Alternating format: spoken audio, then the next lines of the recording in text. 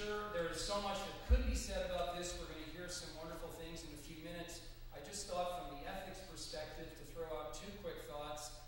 Perhaps many of you are familiar with Plato writing on music and ethics, in effect, in the Republic, Ethics and Politics, where there is an extended reflection on which words, melodies, and rhythms foster, for instance, a courageous and harmonious life, and which do not. The other thought that came to me, I'm a big fan of the jazz musician Dave Brubeck, and after he passed away a while back, I was so struck by how deeply committed, how much he believed that music had so much ethical resonance. And there's a beautiful quotation from Brubeck I just wanted to share, where he said, "One of the reasons I believe in jazz is that the oneness of humanity can come through the rhythms of your heart." So there was a beautiful blending of a sense of ethics and music. So today we'll have three presentations, and by Cristina Zanfagna, Bruno Ruggiero, and John Kennedy, and they'll be in succession, but after each one there will be a time that we can, each faculty member will be taking questions and conversation, and perhaps a little more time for the same at the end. So, with no further ado, turn it over to Professor Zanfagna.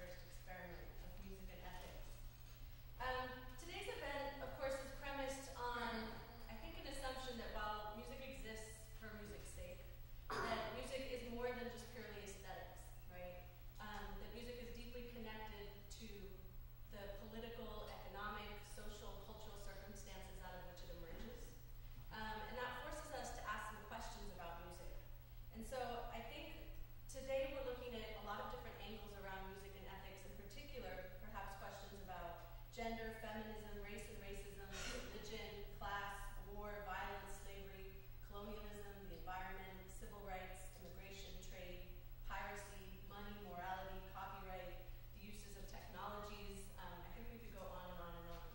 But in any case, today I thought I would start with something a little bit more familiar. So I'm going to start with a song that I think we all know called Amazing Grace.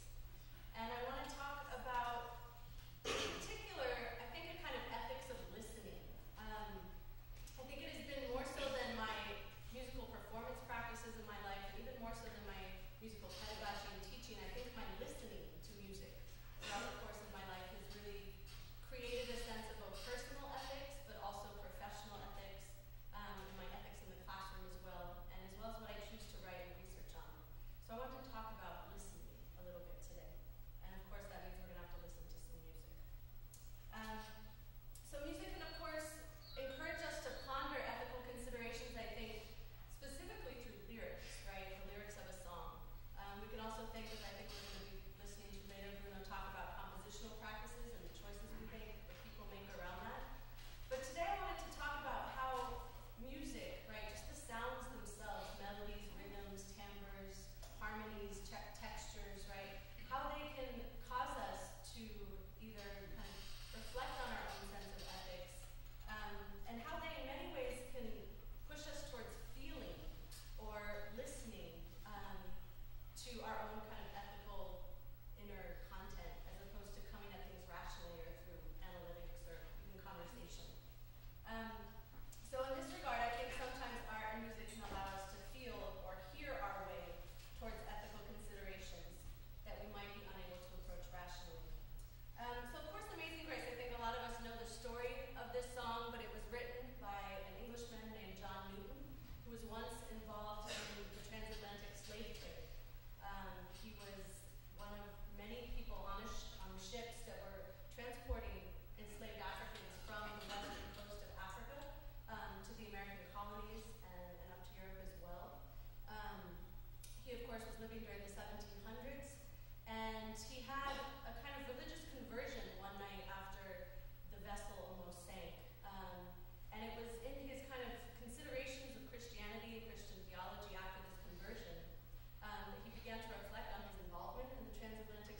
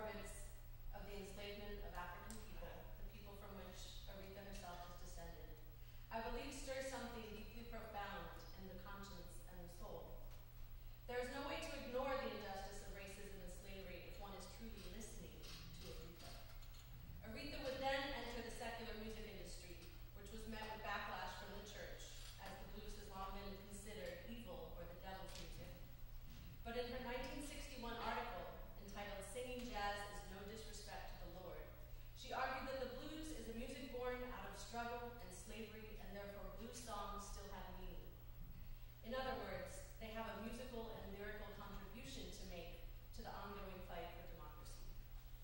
She was often referred to as the voice of the civil rights and the voice of a politics of black female respectability. And of course, she's famous for her song, Respect. And using that vocal respectability that she earned in the church towards the project of racial uplift. She brought female emotional morality to public secular space, and in so doing demanded an embodied and soulful engagement with the ethics of American racism and prejudice. All this to say that there is a particular ethics involved in listening, I believe, because if you've really heard something, and in this case, if you've really heard the graceful and musical expression of overcoming, then there is no way to not act.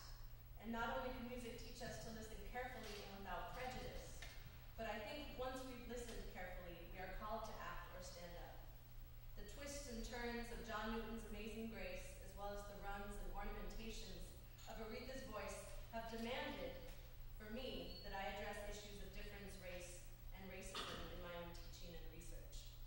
So this is why I would say that probably listening above all is what has shaped the kind of moral arc of my work here, and especially at Santa Clara. So, thank you guys. I'd love to take a couple questions right now and then have John Kennedy come up. And you guys are welcome to hold questions for him too. Yeah. In connection with listening, and that particular song, Yeah.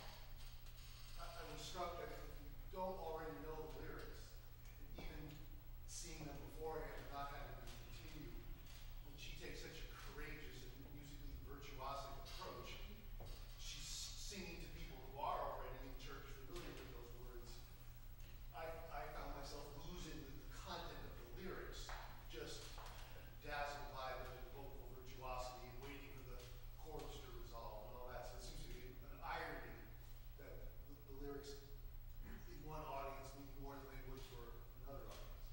Yeah, well, I don't think they mean less necessarily for this audience, but what I would say is that there is also an important content being expressed in her style of delivery, right, in addition to the lyrical content. And that's what I think is so fascinating here. What is that content in Aretha's shriek, or in her falsetto, or in her hum, right? You know, what is the emotional content that's being conveyed there in addition to the lyrical content, you know? And I think that's where the kind of ethical considerations of the song really come into play, is in the that interrelationship between the lyrics, the style of delivery, which is where the substance, I think, of her performance really is, right? More so than what you're saying, the original lyrics. Yeah, Nancy.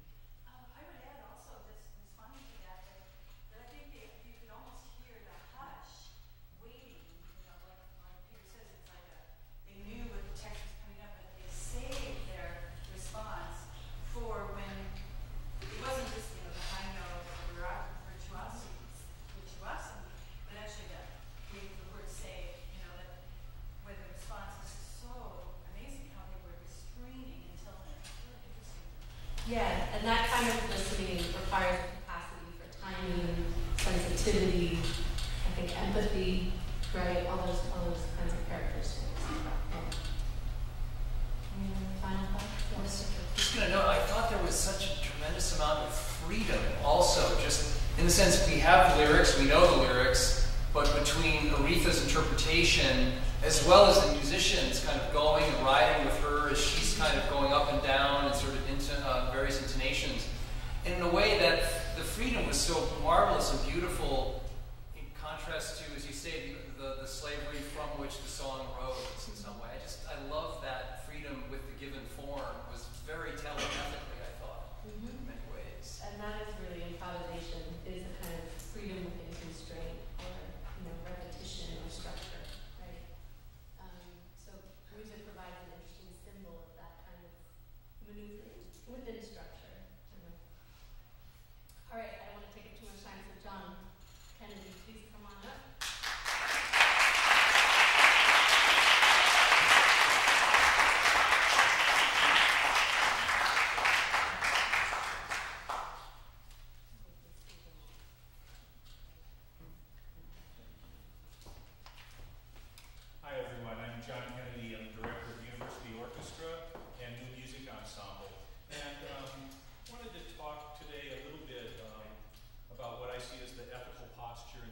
world of classical music and its programming, and an example of new work, I think, which tackles ethical issues in the work of composers today. And it's really a larger discussion, and I'm going to depart a little bit from my prepared remarks in the interest of getting to musical examples. And I think one of the big questions in classical music that we often face is relevance for today's audience. And for me, one of the real imperatives is in making our programming relevant to audiences, in respecting audiences' intelligences, their intelligence, their need for nourishment, in asking questions, because music really does matter. It's so important to people's lives, no matter what genre of music you love or what genres you listen to.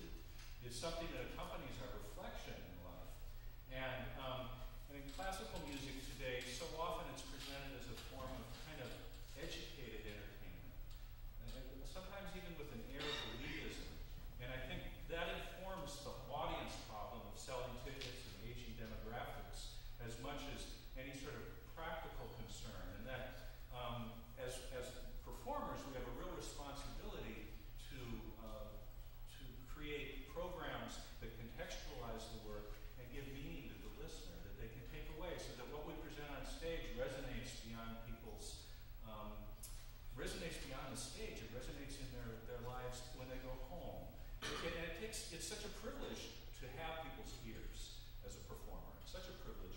And it takes enormous resources to put something on stage these days, money, to put an opera up.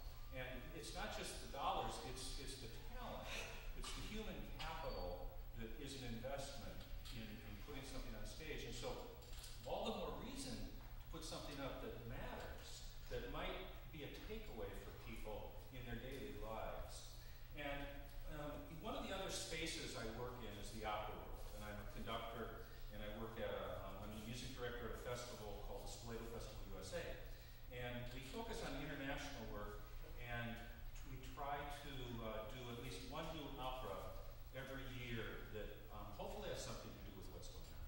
And this year I'm conducting the American premiere of a new opera by the British composer Michael Nyman, and it's called Facing Goya.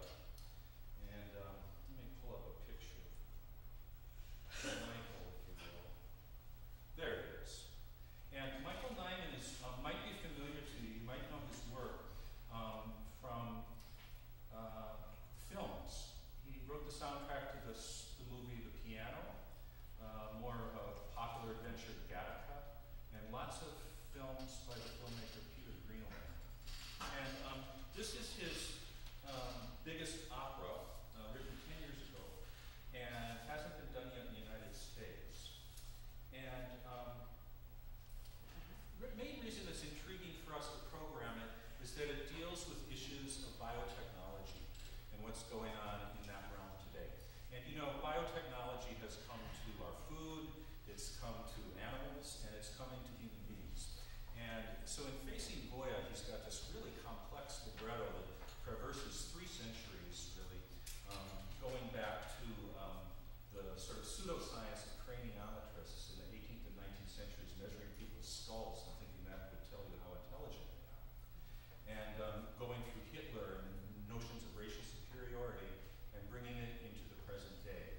Let me read you a little bit of a synopsis of this, give you a thumbnail sketch.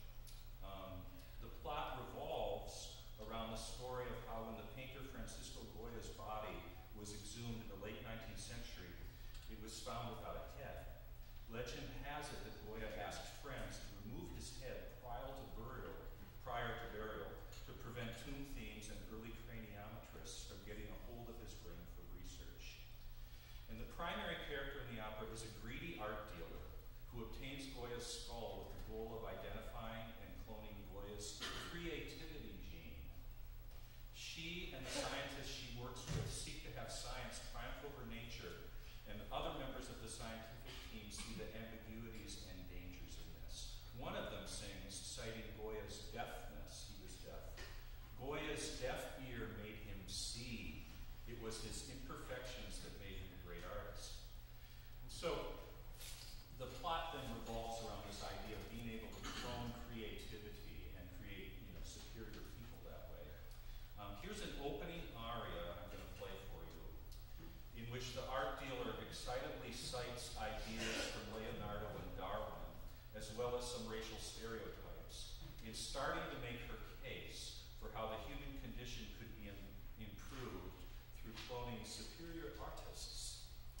A skeptical colleague sings, "Talking about the unmeasurable is what makes the person great and pleasurable."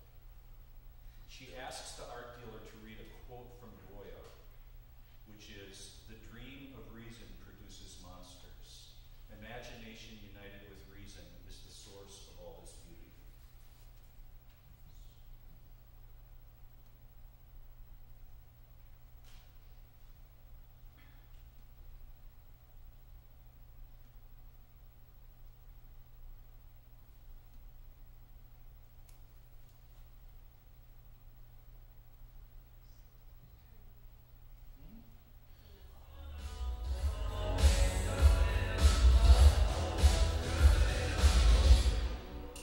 That's not it.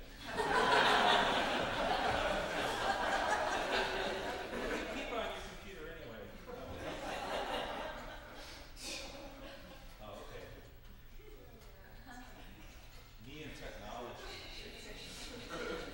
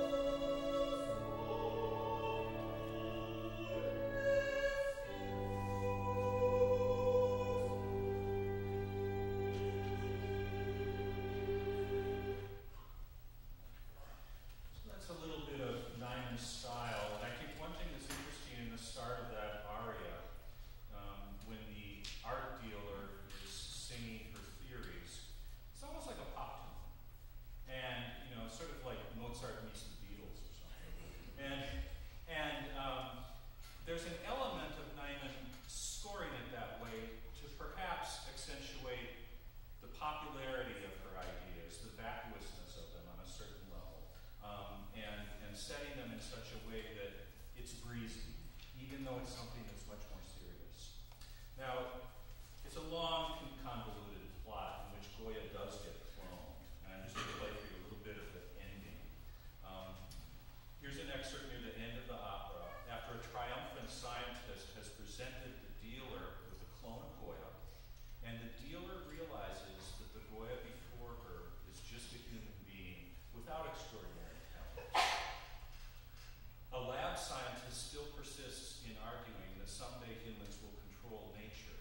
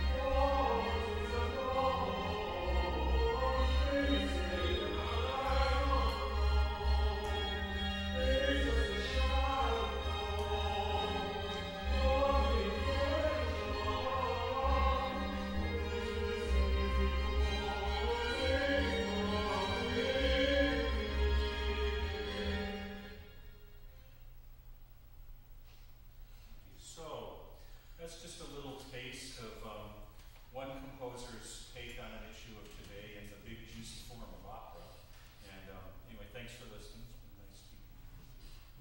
Any questions?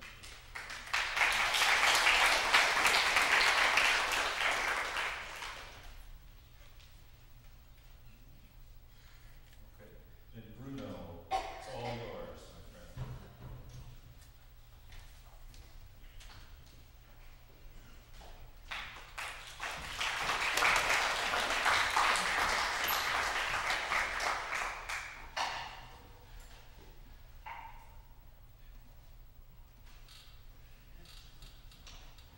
Hello everyone, I'm Bruno Guviaro. I teach composition and electronic music here in Santa Clara.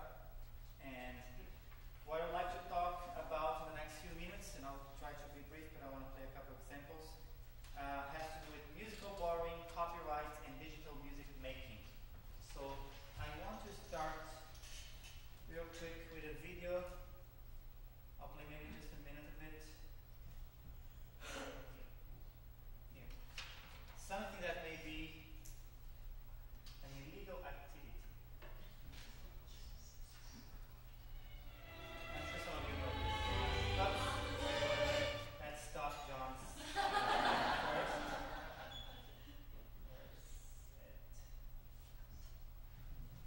Get out of this.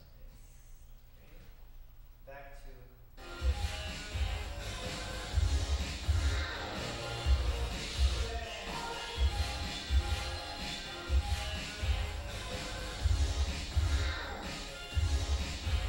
I want to the very beginning of the video for a second.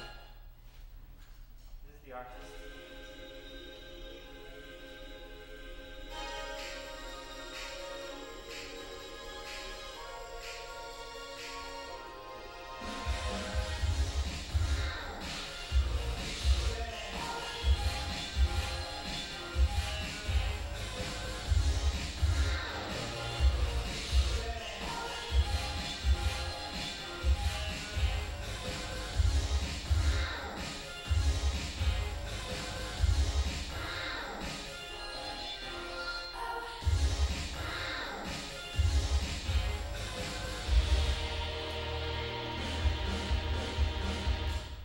On the beat. Okay. I'll come back to this in a second. I'll show another example later. But basically, really quickly, just defining what is happening here. So 39 songs that this kid likes, and he's making this new piece out of this complete mixture of small bits of all these 39 different songs. This is nothing new in music. This is something that musicians have been doing for a long time. This is just the latest iteration of this practice. People who study music history and music analysis call this musical borrowing. The idea is that musicians can use pre-existing material to make new piece of music, and often this comes from other composers, from other times, other periods of composition, and you put things together to create something new. And classical music has tons of that, jazz is full of it, popular electronic music has a lot of it.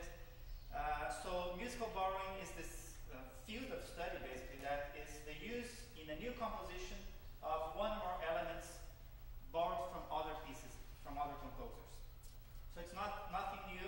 It's been around for a long time in classical music, from the Renaissance masses and romantic composers. Charles Ives, an American composer, did a lot of that.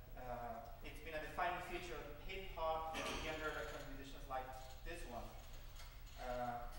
What kinds of things can be borrowed that musicians borrow? Pretty much anything you can think about. Chord progressions, melodies, textures, actual bits of sound recordings like here.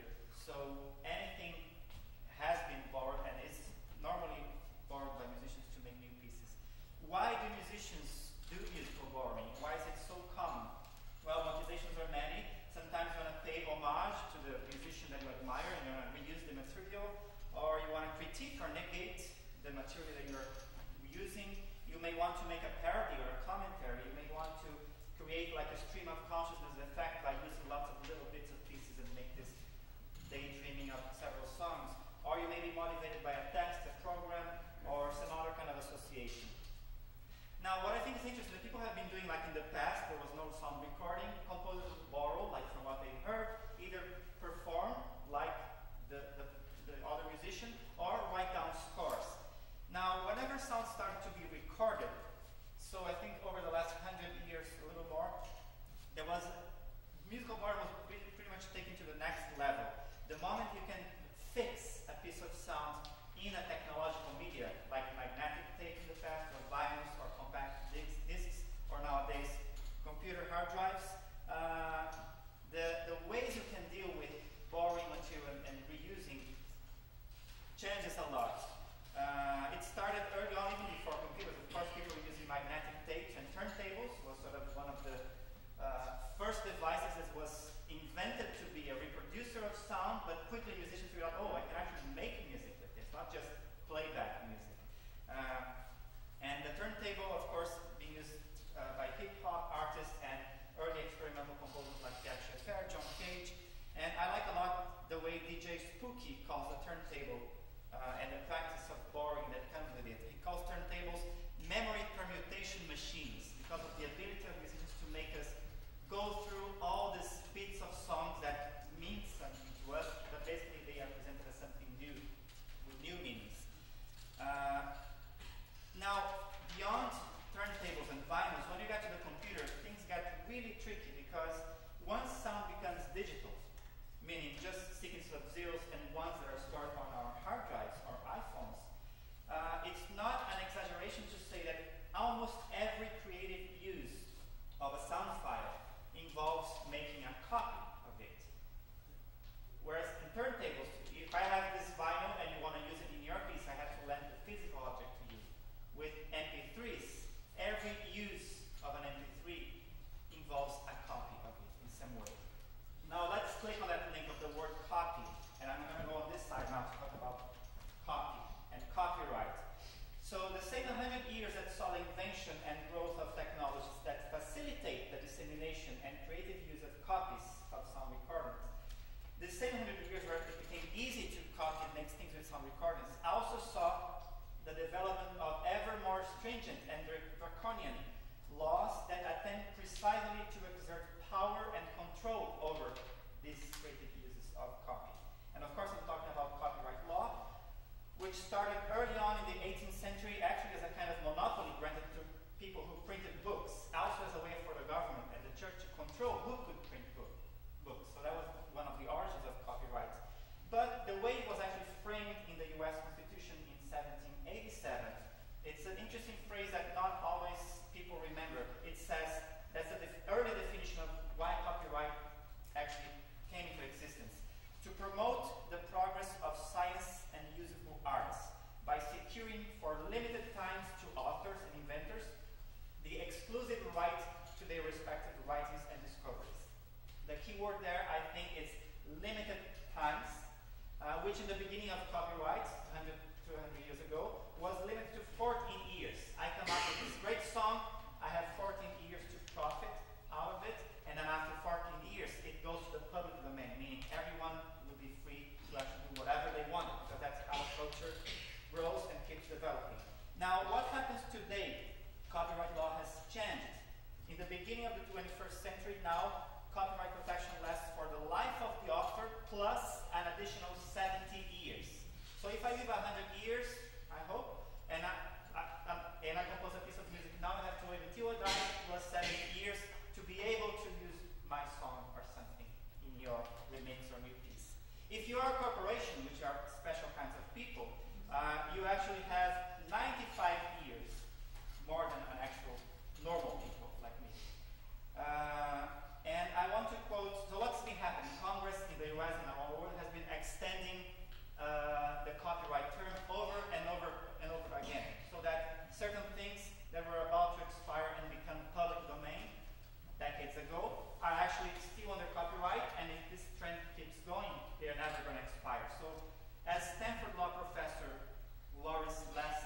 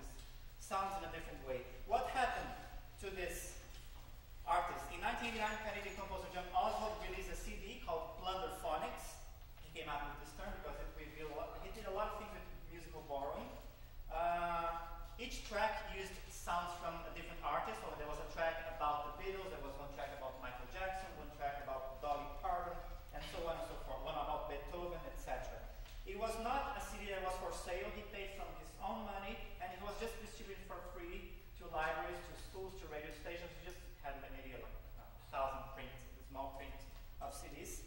It turns out that he was threatened of legal action from the Canadian recording industry because they said this was copyright abuse. He didn't go to court. He was afraid of going to court, so he basically they made a settlement out of court.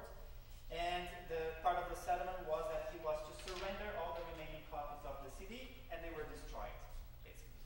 And again, this was not a CD that was for free. He was not making money out of it. He was just creating this music that he wanted to put out there. This is one story among many that could be told. So I guess to finish up, my point is these pieces of music would not exist. This one are the early pieces I showed. That kid is 17 years old. 2 years ago, he put out that YouTube video. It was a hit in the first couple of days. It had millions of hits. And in a way, he built a musical career out of making that very successful video where he pretty much, in a virtuosic way, mixes all those samples together and performs them, as you saw here in the example. These pieces would not exist if this artist had followed copyright laws literally as they stand today. And I would like to just finish with a quote that I actually got from Santa Clara's website, the ethics website. Being ethical is not the same as following the law. The law often incorporates ethical standards to which most citizens subscribe, but laws, like feelings, can deviate from what is ethical. So to finish up, if one of my students arrives tomorrow and presents a piece of music they are doing on their Novation pads, like that YouTube video, should I tell them, this is illegal, you can't do this? I'm not going to say this to them. Thank you.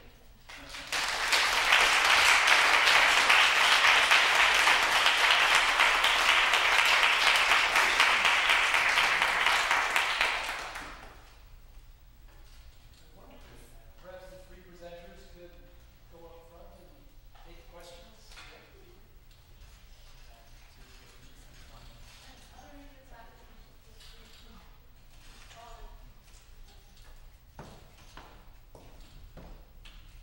Any questions? We're short of time, but yes. I have a question for Professor Dr. Kennedy, related to what I asked about Aretha Franklin. Listening to that opera, and I've spent no time with any kind of opera, but I was struck. Although on the one hand, these are very ethically serious and interesting ideas, being presented and sung in a way that doesn't correspond to normal conversation, I found diluted my absorption of the message. And I was even thinking of Michael Jackson, since his name was up. Billie Jean, who's not my son, whatever, that kind of stuff. We can absorb the message more easily than we can in something as intricate and virtuosic at opera. So I'm wondering how you would address that kind of criticism if you're presenting opera and teaching about it. It does come up all the time. Yeah, that's a very good question. I think it's about acclimating your ears to it. I mean, and in that it's so often with opera, there are different singing styles that are quite difficult to understand. The text is really important. It tells a story, and these are big stories. I mean, opera was, the total art form of the 19th century. Starting in the 20th century, we had film, which became that, in terms of music, visual, through line of a story. And it's true that the singing style in opera can be an obstacle for people, but, hopefully, in a snippet like this where you're just seeing the text on stage, it doesn't have that same inspiring quality as actually seeing a staged work where people are in costume, they're living and breathing creatures who are acting. And so that dramatic component of seeing the